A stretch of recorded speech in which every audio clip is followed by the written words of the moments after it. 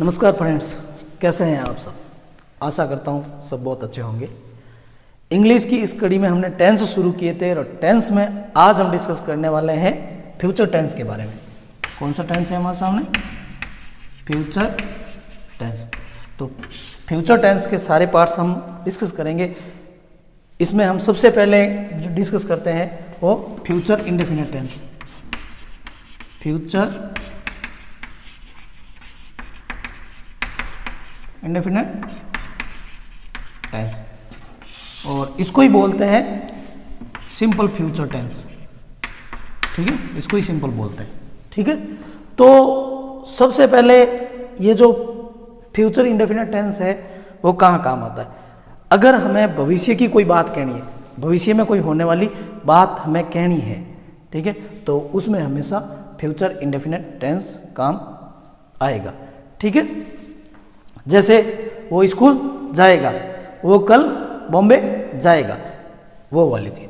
ठीक है, तो अब हम देखते हैं इसका स्ट्रक्चर। सबसे पहले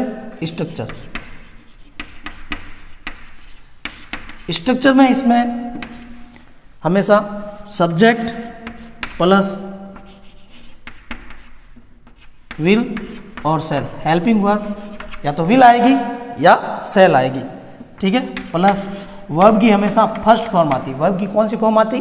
फर्स्ट फॉर्म, और प्लस ऑब्जेक्ट। ठीक है, अब ये हेल्पिंग वर्ब का थोड़ा हम देख लेते हैं। इसमें विल कहाँ आता है और सेल कहाँ आता है? ठीक है, तो जो सेल है वो हमेशा फर्स्ट पर्सन के साथ आता है। किसके साथ आता है? First person. और फर्स्ट पर्सन कौन होता है? या तो आई या वी, और बाकी सब रेस्ट ऑफ के साथ हमेशा विल आता है। बाकी सब के साथ हमेशा विल आता है। ठीक है, चाहे तो आप सेकंड पर्सन ले लो या फिर थर्ड पर्सन ले लो। ठीक है, या तो सेकंड पर्सन या थर्ड पर्सन, उन सब के साथ विल आएगा। हालांकि आई और वी के साथ भी विल यूज होता है, वो कहाँ होता है हम आगे देखेंगे। ठीक है, मैं लिखवा ही देता हूं। अगर वाक्य में, सेंटेंस में अगर कोई थ्रेट है, कोई धमकी है, ठीक है, अगर कोई डिटर्मिनेशन है, ठीक, कोई दृढ़ निश्चय, कोई प्रोमिस है, कोई वादा है, तो ये बिल्कुल उल्टा हो जाएगा। ठीक है, विल की जगह सेल और सेल की जगह विल। उसमें विल है वो फर्स्ट पर्सन के साथ यूज होगा और सेल है वो सेकंड पर्सन और थर्ड पर्सन के साथ यूज होगा। वो हम अभी आगे देखेंगे। ठीक है, तो ये इसकी जो हेल्पिंग वर्ब है, इसकी क्या है? Helping verbs. ठीक है, ये थोड़ा ध्यान रखना। सेकंड, ये तो है अफर्मेटिव का। ये किसका है? अफर्मेटिव सेंटेंस होता है, उसका स्ट्रक्चर ये रहता है। अब हम लेते हैं नेगेटिव सेंटेंस का। नेगेटिव का जो स्ट्रक्चर है, इसमें subject plus will shall plus not plus verb की है वो हमेशा फर्स्ट फॉर्म और प्लस ऑब्जेक्ट आता है। ठीक है, ऐसे कैसे मैं ले लेता हूँ। अगर मैं बात करता हूँ इंटरोगेटिव की, पर्सनवाचक जो होता है उस सेंटेंस की, तो उसमें ये जो विल सेल है, हेल्पिंग वर्ब बाहर आ जाती है। ठीक है, will shall plus subject plus verb की है वो फर्स्ट फॉर्म प्लस ऑब्जेक्ट, और पीछे पर्सनवाचक चिन्ह, इंट्रोगेटिव मार्क जरूर आएगा।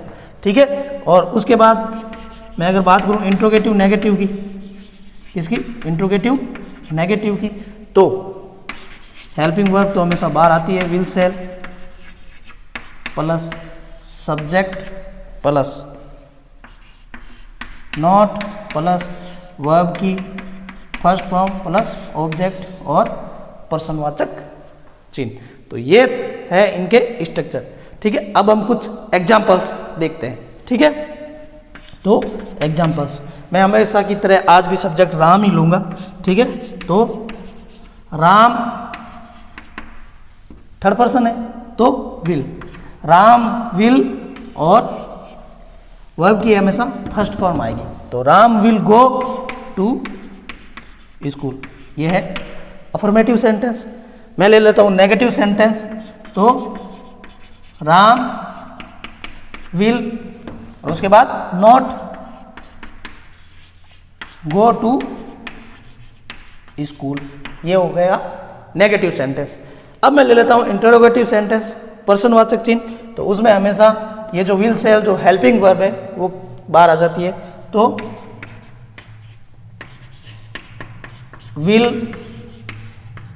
राम, विल के बाद में सब्जेक्ट और वर्ब की first form, will Ram go to school, ठीक है, will Ram go to school. और उसके बाद मैं ले लेता हूँ इंट्रोगेटिव नेगेटिव। तो विल सेल बाहर आ जाता है, तो विल थर्ड पर्सन सिंगुलर है तो इसके साथ, sorry Ram third person singular है तो इसके साथ विल आएगा। Will Ram not go to school, will Ram not go to school, ठीक है। और ये इंट्रोगेटिव है तो पीछे प्रश्नवाचक चिन्ह आएगा, ठीक है। अब हम इसकी हिंदी अनुवाद देख लेते हैं। Ram will go to school, Ram school जाएगा, ठीक है। Ram will not go to school, Ram school नहीं जाएगा। Will Ram go to school, क्या राम स्कूल जाएगा।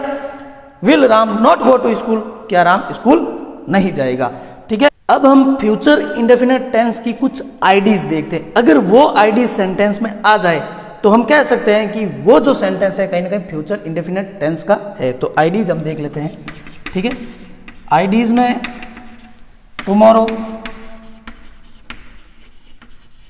Tomorrow, next day, next month, ठीक है, नेक्स्ट मंथ, ऐसे नेक्स्ट ईयर, ठीक है, नेक्स्ट ईयर, या कोई भी फ्यूचर टाइम, कोई भी फ्यूचर का अगर टाइम आता है तो हम कह सकते हैं कि वो सेंटेंस कहीं ना कहीं फ्यूचर इंडेफिनिट टेंस से बिलोंग करता है। तो ये इसकी आईडीज है, ये सीधी हमें याद रखना। जैसे ही ये आईडी सेंटेंस में दिखती है तो हम कह सकते हैं कि वो फ्यूचर इंडेफिनिट टेंस का सेंटेंस होगा, ठीक है। अब हम देखते हैं कुछ यूसेज, ठीक है। तो यूसेज, यूसेज में सबसे फर्स्ट यूसेज है कोई भी फ्यूचर का कोई एक्शन है, ठीक है। कोई भी फ्यूचर का एक्शन हमेशा किस में लिखा जाएगा, फ्यूचर इंडेफिनिट टेंस में लिखा जाएगा, ठीक है। एनी फ्यूचर एक्शन, ठीक है, एनी फ्यूचर एक्शन, ठीक है। कोई भी फ्यूचर का एक्शन होगा वो किस में लिखा जाएगा, फ्यूचर इंडेफिनिट टेंस में लिखा जाएगा। कैसे, एग्जांपल देख लेते हैं, ठीक है। जैसे आई, आई हमें कौन सा है, फर्स्ट पर्सन है तो आई के साथ हमेशा shall, I shall go to Delhi tomorrow, I shall go to Delhi tomorrow. एक और ले लेता हूं मैं एग्जांपल, शीला विल टीच अस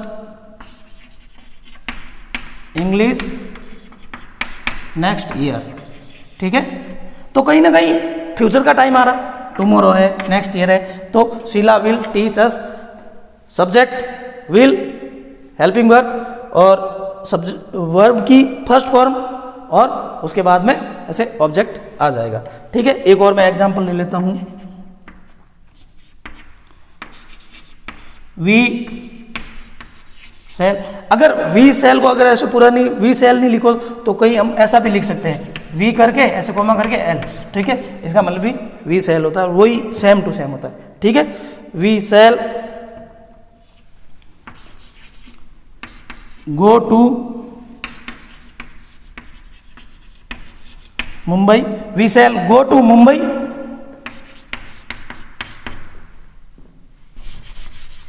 इन 2030, ठीक है। We shall go to Mumbai in 2030, 2030 में हम मुंबई चले जाएंगे, ठीक है। तो we shall go to Mumbai in 2030, ये इसका फर्स्ट यूसेज था। अब हम जो सेकंड डिस्कस करने जा रहे हैं वो यूसेज तो नहीं है परंतु बहुत इंपॉर्टेंट चीज़ है। अभी हमने देखा था कि जो हेल्पिंग वर्ब है कहाँ विल यूज होता है, कहाँ सेल। हालांकि जो मॉडर्न इंग्लिश है उसमें तो कई ग्रामेटिशियन है जो वो ये कहते हैं कि सबके साथ आप विल यूज करो, मॉडर्न इंग्लिश में सबके साथ विल यूज करो, परंतु जब ऐसे लिखा जाता है, ग्रामर में ऐसे लिखा जाता है तो सेल और विल का अलग अलग यूज होता है, वो हमने देखा था। तो सेल हमेशा फर्स्ट पर्सन के साथ और विल सेकंड पर्सन और थर्ड पर्सन के साथ, यूज होता है। परंतु अगर, ठीक है, परंतु ये सेकंड यूजेज है कि परंतु अगर सेंटेंस में कोई थ्रेट हो, कोई धमकी हो, ठीक है, कोई डिटर्मिनेशन हो, कोई दृढ़ निश्चय हो, ठीक है, कोई प्रॉमिस हो, कोई वादा हो, ठीक है, तो उसमें सेल की जगह विल और विल की जगह सेल चेंज हो जाता है। ठीक है, if there is a threat, determination,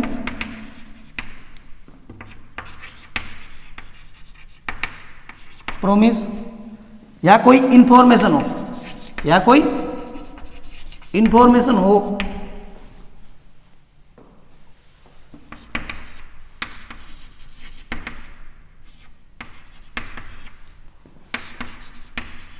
then तब आप जो सेल है वो सेकंड पर्सन और थर्ड पर्सन के साथ यूज करोगे। सेल का यूज किसके साथ करोगे? सेकंड पर्सन और थर्ड पर्सन के साथ आप सेल का यूज करोगे। और ये जो विल है इसका यूज आप फर्स्ट पर्सन के साथ करोगे। ठीक है, फर्स्ट पर्सन में आई और वी आता है। ठीक है, इसका आप विशेष ध्यान रखें।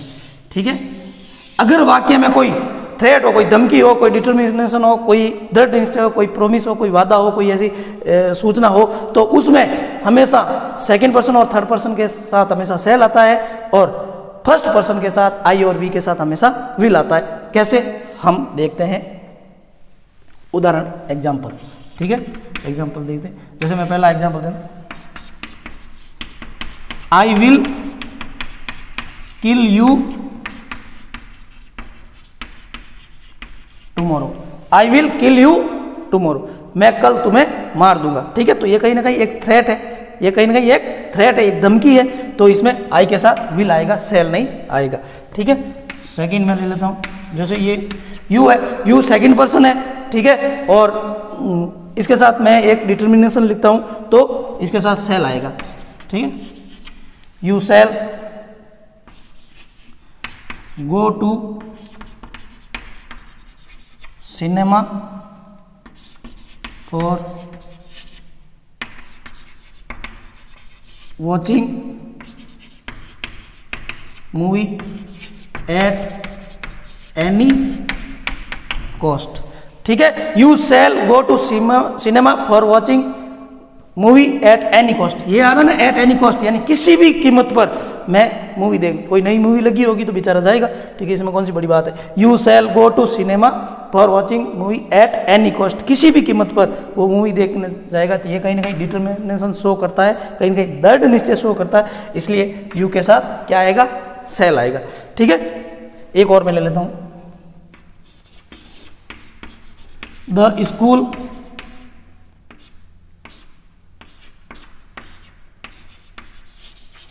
Cell remain close tomorrow.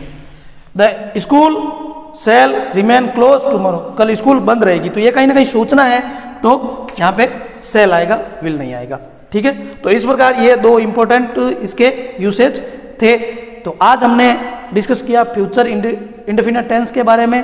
ठीक है, उसका क्या स्ट्रक्चर रहता है, क्या उसकी आईडीज रहती है और क्या इसके यूसेज थे। अगर वीडियो थोड़ा सा भी आपके लिए हेल्पफुल रहा तो वीडियो को लाइक करें और चैनल को सब्सक्राइब जरूर करें। धन्यवाद।